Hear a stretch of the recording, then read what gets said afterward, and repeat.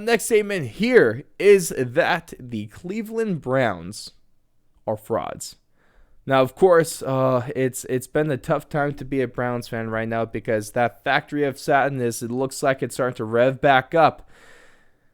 And it's looked like it's starting to pump everything back out again, especially after Week 8 where they lose they lose to the Steelers in just a bad game of football. This was ugly.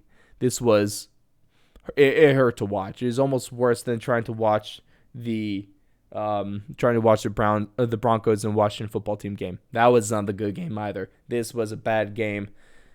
And they've been having some shortcomings recently. They lose to the Steelers, who are not a good team. They were sellers at the deadline. They barely beat the Broncos, who are not a good team. You get blown out by the Cardinals. You lose a good game against the Chargers, but you give up a lot of points there. You beat the Vikings in a bad game. You blow out the Bears. You beat the Texans. You barely lose to the Chiefs on opening week.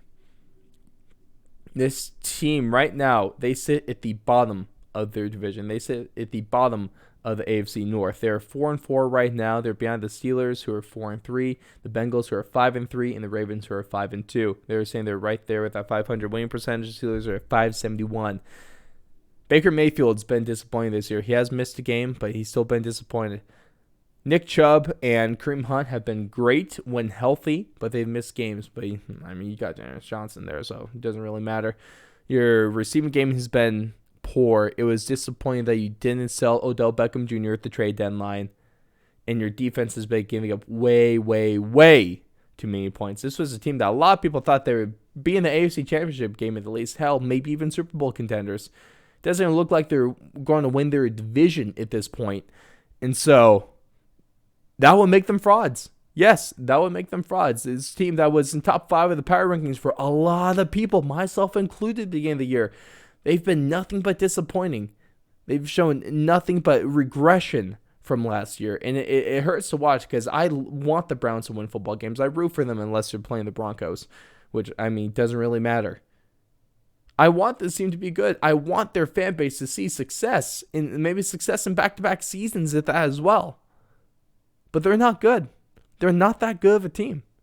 No one's as disappointed as maybe the 49ers are right now, or the Vikings are right now, or the Colts are right now. But even the Colts and Vikings might be in better situations at this point. At least they're second in their division.